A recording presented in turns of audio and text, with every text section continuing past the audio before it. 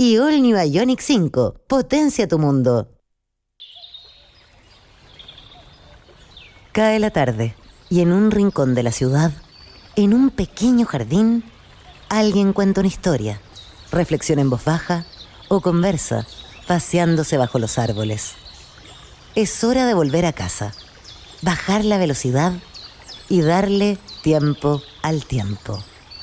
Christian Warnken nos abre la verja de su jardín para que respiremos aire puro y oxigenemos el espíritu. En Pauta, aquí comienza Desde el Jardín, una presentación de Fundación Irarrázaval, desde 1920, al servicio de la educación, humanismo y técnica, y Grupo Viva, promoviendo la sostenibilidad en la empresa y los barrios. Lo esencial de toda exploración será volver al propio jardín y ver las cosas por primera vez, decía el poeta T.S. Eliot. Queridos y queridas radiovidentes que al escucharme me están viendo aquí en mi jardín, en el norte en Antofagasta, en el sur en Temuco, Valparaíso y Viña del Mar en la quinta región, también en Santiago, en la región metropolitana, los que nos siguen por pauta.cl y por Spotify, abriendo, aquí estoy, el jardinero, su humilde servidor, la verja de madera de mi jardín, como todas las tardes. Hoy día vamos a hablar del cine chileno. Justamente ayer se celebró el Día del Cine Chileno. Solemos ser bastante críticos o peladores los propios chilenos del cine que han hecho y hacen los chilenos. En el último tiempo es verdad que el cine chileno ha ido ganando un cierto prestigio, cuando ha ganado alguien un Oscar, cuando alguien ha llegado a alguna final en distintos festivales muy prestigiados afuera, volvemos a hablar del cine chileno, pero una parte importante de ese cine chileno y buen cine chileno queda a veces en la penumbra. Es lo que Gabriela Mistral llamó el bien conocido pago de Chile. La pregunta es, ¿cómo está el cine chileno? Quien hace la pregunta es nuestro querido David Verameix, cinéfilo, cinépata, profesor de cine, cineasta él mismo, en fin, ustedes ya lo conocen, desde hace mucho tiempo conversamos de cine con él aquí en el jardín, y él nos ha propuesto este tema, hacer un recorrido, dice, hacia atrás de lo que los jóvenes, y no tanto, debieran conocer para saber mínimamente dónde estamos parados cinematográficamente. Querido David, muy buenas tardes, bienvenido al jardín. Hola, Cristian. Esto es importante, no solamente por el ser el Día del Cine Chileno, un día que recuerda un hecho dramático, la desaparición de mis dos amigos Jorge Müller y Carmen Bueno, cineastas, ella también actriz, sino porque es importante saber para qué lado tenemos puesto el espejo. ¿Se puede tener una sociedad sin una cultura que la refleje? No, eso no es una sociedad, es un estar juntos nomás, quizás, sí, eso, estar cerca. Una montonera, pero, eso, una montonera, claro, de sociedad. Una cosita así, un amontonado. Pero una cultura es aquella que se reconoce en una memoria compartida, en unas imágenes que nos resuenan, en un verso que nos habla sobre el entorno, en un color de un pintor, en música, en ritmo, en respirar conjuntamente, junto con el otro. Y es ahí donde es necesario siempre hacer un repaso. ¿Y cuándo será ese cuándo? Dijo el poeta, en que vamos a tener el cine como materia de formación en los colegios. Hay algunos colegios que lo tienen, pero si uno piensa que hace 90 años atrás doña Gabriela Mistral ya andaba diciendo esto, de que el cine se tenía que enseñar en los colegios, y todavía es una materia que depende del colegio, y el colegio depende del barrio donde se ubica, y etcétera, etcétera, etcétera, etcétera. Todo lo que ya sabemos al respecto de nuestra mala educación, y que va a seguir siendo mala en la medida que no sea justa, rica, amplia, equitativa, imaginativa, ¿no? Cuando uno dice imaginativo tiene que ver con imagen. Exactamente.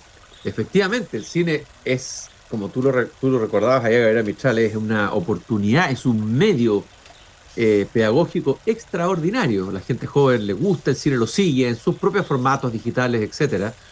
Y es además un arte que incluye las otras artes, incluye la música, incluye la iluminación, incluye la actuación, incluye el guión. O sea, todas las disciplinas pueden converger en el cine. Ahora, la ruta que tú nos propones para recorrer y hacer esta antología, una antología que, por ejemplo, un profesor podría tener en cuenta, tenerla como material y poder compartirla con sus alumnos. Partes al revés, partes con la película más cercana, una película que ha producido un impacto muy fuerte en el público chileno, también afuera, de una gran documentalista chilena, una gran cineasta. El documental es cine también, no hay que dejarlo fuera. La memoria infinita de Maite Alberdi del 2023, que tiene que ver además con la historia de un hombre que tuvo que ver también con el cine, que fue Augusto Góngora. Y Claro. vamos a escuchar primero en mi tocadisco ochentero un tema de Miranda y Tobar. Ya nos contarás de ellos y lo que hacen con la música, la buena música que han hecho para el cine. Vamos a escuchar un tema, A mi ciudad, que está en La memoria infinita, y vamos a comentar luego la película La memoria infinita de Maite Alberdi, aquí en Desde el Jardín con David Berameix.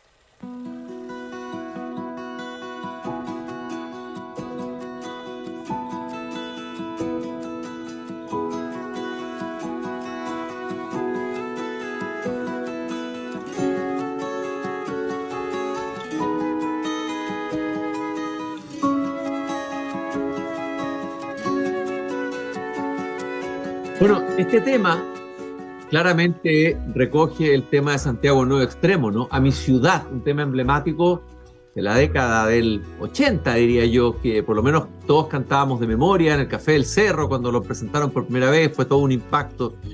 En fin, y está tomada dentro de la película La memoria infinita de Maite Alberdi. A ver, cuéntanos un poco cuál es tu mirada.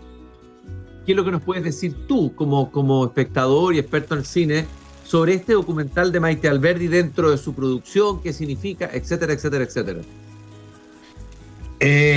Partiendo del título, la memoria debe ser infinita para que infinita sea nuestra existencia y nuestro crecimiento y nuestro desarrollo y todo lo positivo que puede venir de ahí. Pero la ironía está en que una de las personas que más contribuyó a dejar memoria de los años oscuros de dictadura es justamente quien pierde la memoria, Augusto Góngora, que enfermo de Alzheimer comienza a descubrir de que de su archivo comienzan a faltar fragmentos importantes, cada vez más grandes.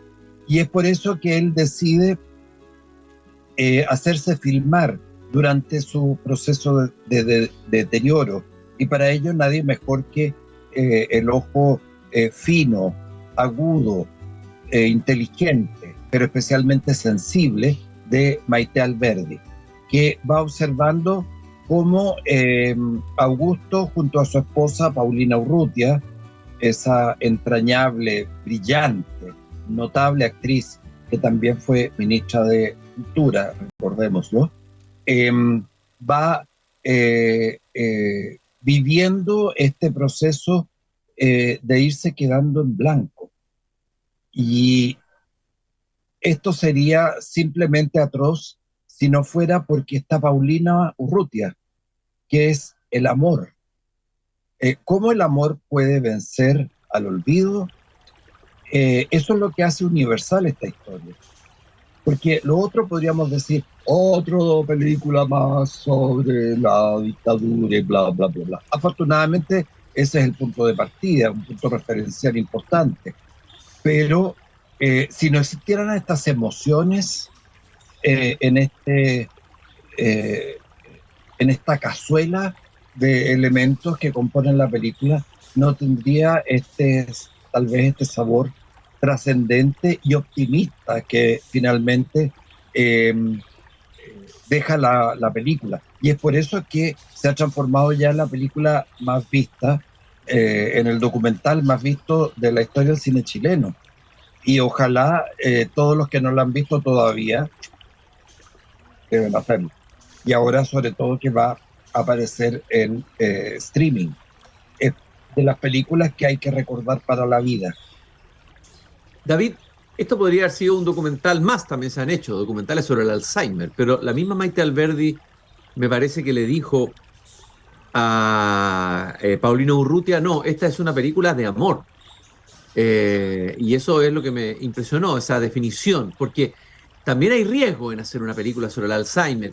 Filmar a alguien, poder usar impúdico, ahí hay un límite, una frontera, cómo sortió esas dificultades y esos peligros que debió enfrentar para tocar un tema tan delicado como este.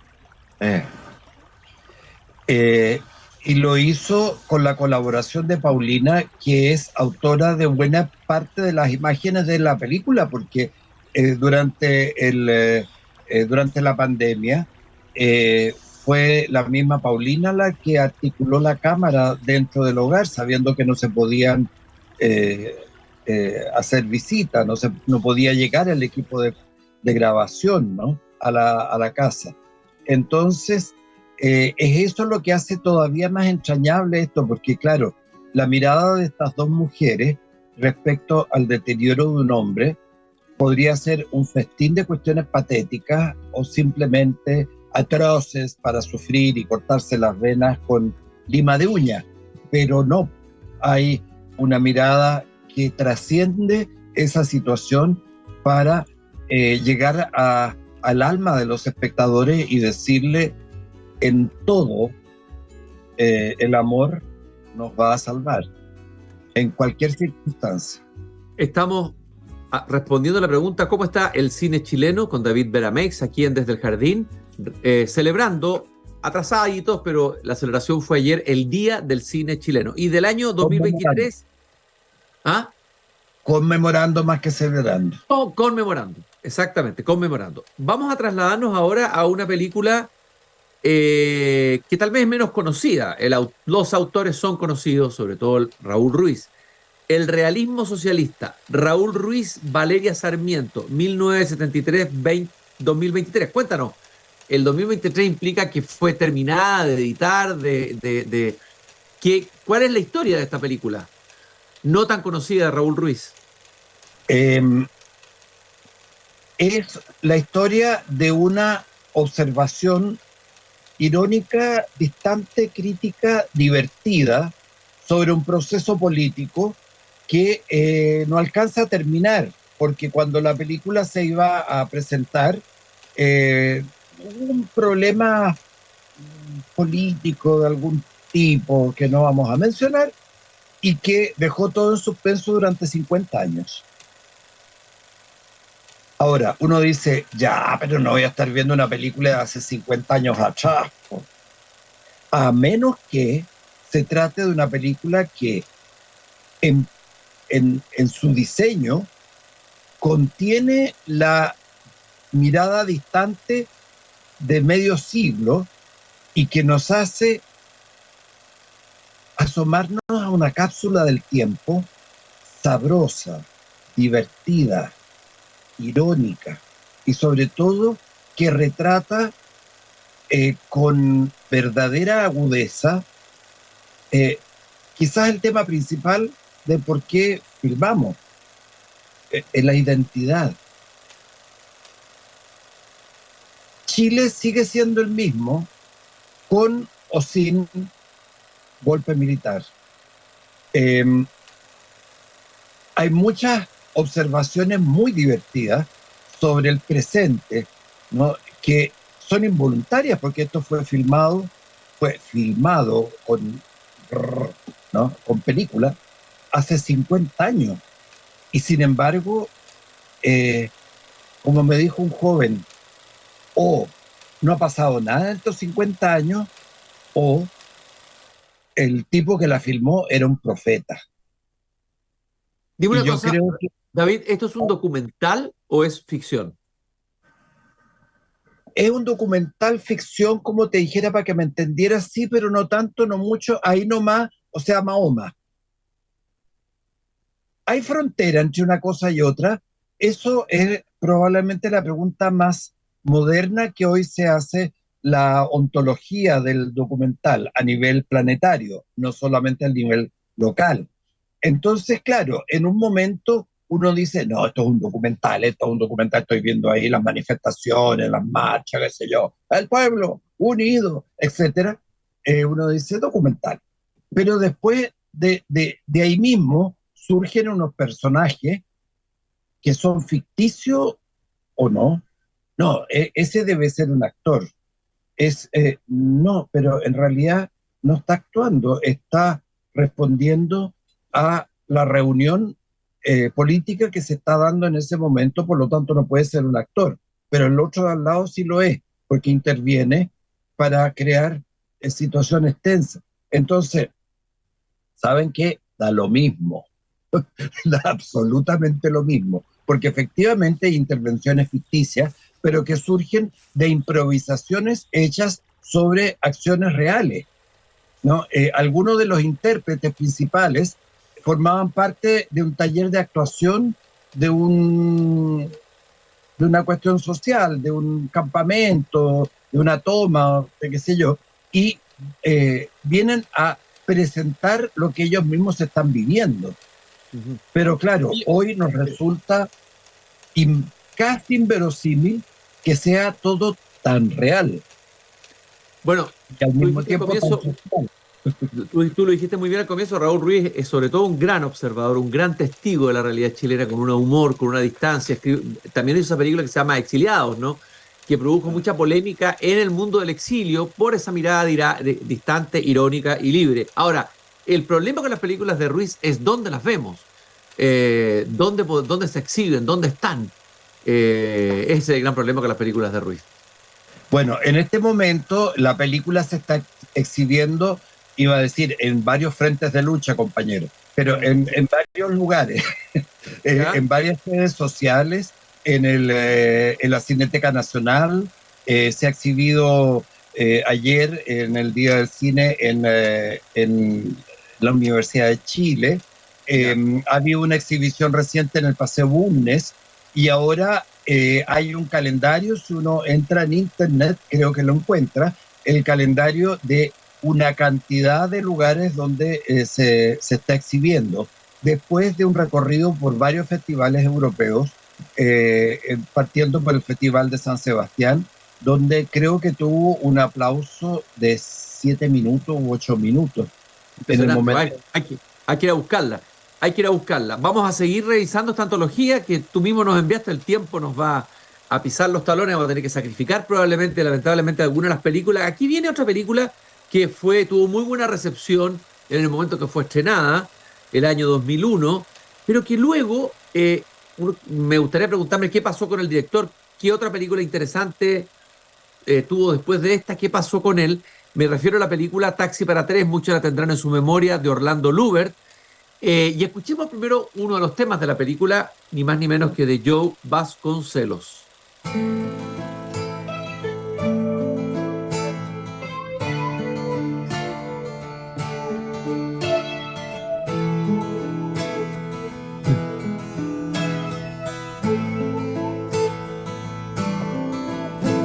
Son cosas que yo no sé, a mí me contaron, a alguien le pasó. Hablemos un poco de Taxi para tres y de Orlando Lubert, David.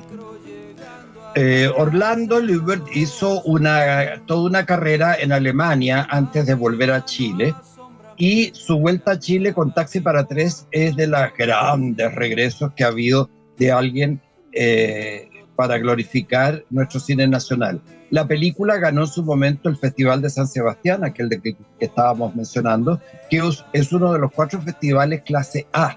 Por lo tanto, el premio, la Concha de Oro, fue el premio más importante que había obtenido nunca el cine nacional, hasta el Oscar, por supuesto. Es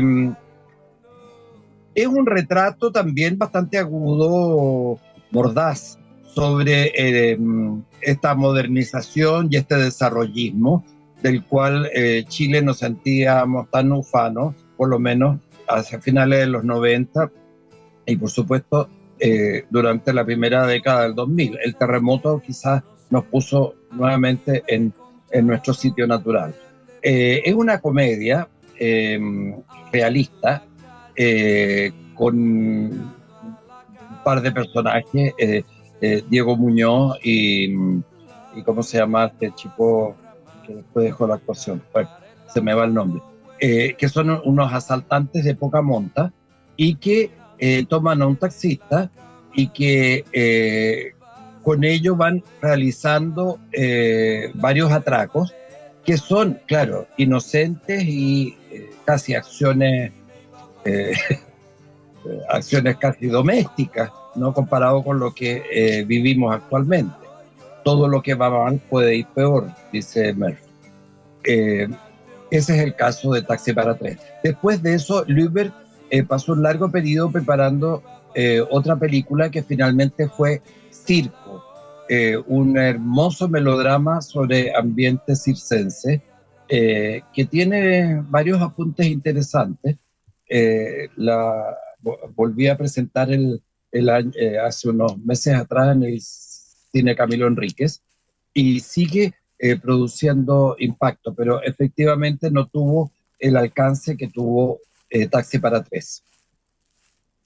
Estamos con David Deramey revisando una lista de películas seleccionadas para él para responder la pregunta ¿cómo está el cine chileno celebrando el Día del Cine Chileno? La conmemoración que hicimos ayer, como me había corregido recién David. Vamos a saltarnos aquí, con tu permiso, dos películas las voy a nombrar porque el tiempo ya lamentablemente nos pisó los talones. Dos películas que hemos comentado juntos acá en el programa. Julio comienza en julio. Tuvimos una larga conversación sobre la película de Cayosi hace un tiempo atrás. Pueden buscar ese programa en pauta.cl. Y también El Chacal de Nahuel Toro, también le dedicamos bastante tiempo a Miguel Litín. Pero no hemos hablado de esta otra película menos conocida probablemente por las generaciones nuevas, que valdría la pena que nos dieras algunos apuntes. La película Andacollo, de Nieves Jankovic y Jorge Di Lauro, 1958. Y para entrar al ambiente vamos a escuchar un poco de la música de la película que tiene que ver con los clásicos bailes chinos de Andacollo.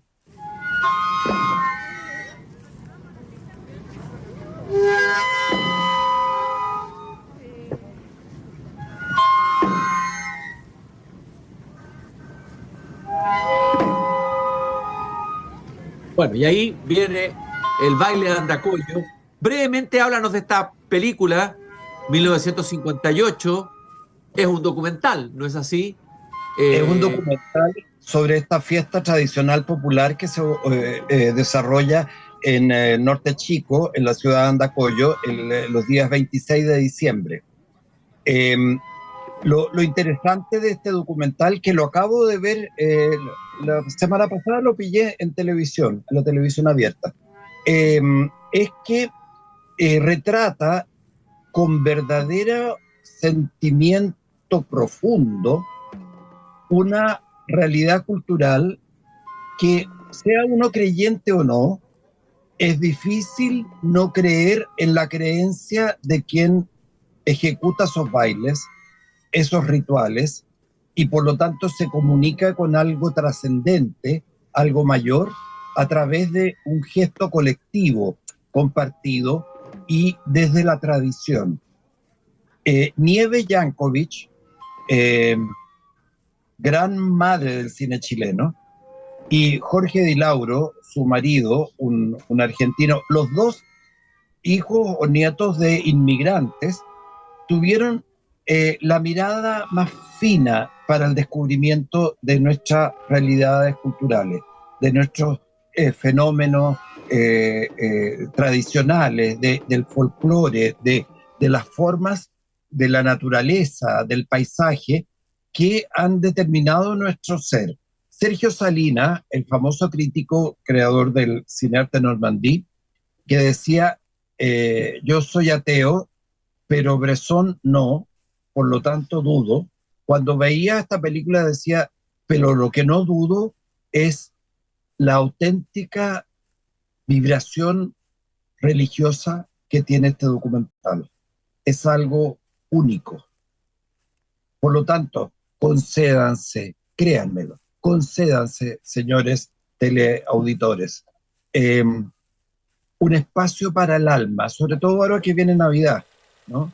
Concédanse viendo esta maravilla de registro en colores. Esta es la primera película, el primer documental largo en colores, de Nieves Jankovic y Jorge Di Lauro, que eran pareja en la realidad y que son, desde allá de la platea alta, nuestros angelitos protectores.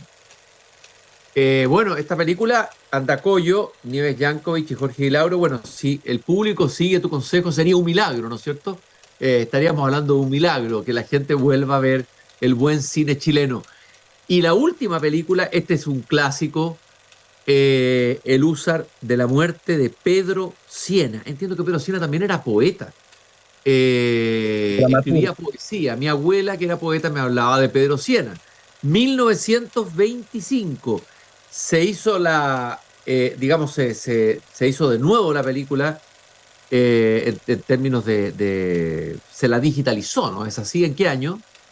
No, fue más dramático todavía, y de hecho ayer hablé con Sergio Bravo, hijo del quien rescató la película, el famoso documentalista, autor de Mimbre, del cual ya hemos hablado, y cómo encontró en el paradero de buses a un funcionario de la universidad que se iba llevando unas latas con, sí, que las voy a ir a vender, ¿no? Y entonces Sergio Bravo, y las va a vender porque son de acetato, entonces hacen peinetas con ellas y me las venden a buen precio, sí. Como estaban ahí en la bodega, estaban llenas de polvo, qué sé yo, me dijeron que botara todo lo que había ahí. Por eso que lo aprovecho de venderla, dijo el caballero. Y menos mal que era Sergio Bravo con el que habló. Sergio Bravo pescó todo el dinero que tenía en los bolsillos y le dijo, démelas a mí. Y así fue como descubrió que estaba El Húsar de la muerte a punto de desaparecer, y es uno de los grandes monumentos del cine mudo latinoamericano. No lo digo yo. Lo dice un profesor de Stanford, amigo mío.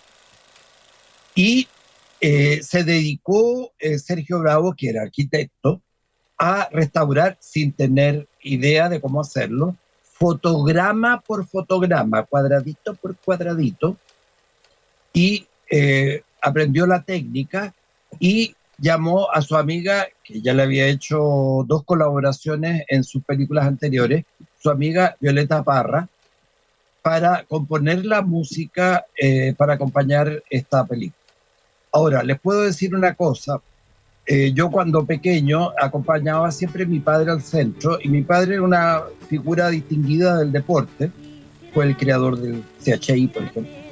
Y un día saludaba a fulano, saludaba a sultano, y a mí me daba un tremendo fastidio. Y uno de esos días me dice, saluda al caballero. Y yo saludo a un caballero muy lleno de sí mismo, un poco enfático, y miraba para todas partes, y de repente la gente que iba pasando dice, miren, ahí está Manuel Rodríguez.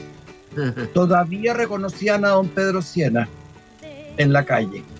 Esto es el año 61, 62. Eso para indicar de que sí hay memoria infinita del cine chileno, solo que tendemos a desconocerla. ¿Y cuál dirías tú que es, tú dijiste que es uno de las grandes películas latinoamericanas, ¿no? De la historia del cine latinoamericano. ¿Cuál es la particularidad que lo hace ser una gran película? Ser 100% chilena. Uno ve esa película y reconoce a Chile, aunque no estén con la bandera ni diciendo viva la patria y la libertad, tiquetiquetí, no es necesario. Hay algo en el espíritu, en el ambiente, en los personajes, el guacho pelado, que es el palomilla que anda tratando de ayudar a Manuel Rodríguez, y sobre todo la aventura a la transgresión al poder establecido, ¿no? Y la naturaleza. Todo eso forma parte del diseño intuitivo. Don Pedro Sienna no era uno que, como yo, estudió cine en la universidad y leyó los grandes autores, y que si yo estaba viendo a Eisenstein o Chaplin todo el día. No, simplemente recogió entre sus intérpretes las voces, tal como dice el poeta, dijeron, ¿no? Dicen que dijeron, sí. Dicen que dijeron. Y llegó y transformó eso en acción. Por supuesto está filmado en forma correcta, precisa, qué sé yo, pero el conjunto es de verdad emocionante. Y es por eso que esto debiera verse en los colegios. El Húsar de la Muerte, la última película de esta antología, para responder la pregunta ¿cómo está el cine chileno? Conmemorando el Día del Cine Chileno que se celebró ayer, pero hay que seguir conmemorándolo todas las veces posibles y sobre todo llevando estas películas, como dice David, a los colegios, parte de nuestra memoria, de nuestra historia, de nuestro patrimonio. Vamos a terminar y vamos a cerrar el programa escuchando un pedazo, un fragmento de la música que colocó Violeta Parra a la película, pero que no quedó en ella, como lo decía esto al comienzo, Quisiera tener un hijo, de Violeta Parra. Muchas gracias, David, por habernos acompañado en este recorrido tan interesante de estas películas, La memoria infinita, El realismo socialista, Taxi para tres, Julio comienza en julio, El chacal de Nahuel Toro, Andacollo y El Húsar de la Muerte.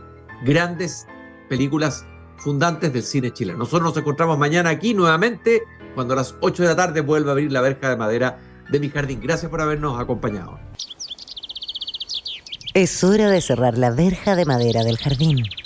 Pero Cristian Warnken la volverá a abrir todos los días de lunes a viernes a las 20 horas en Radio Pauta, cuando comience de nuevo Desde el Jardín.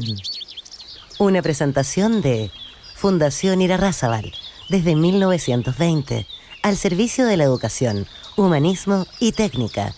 Y Grupo Viva, promoviendo la sostenibilidad en la empresa y los barrios.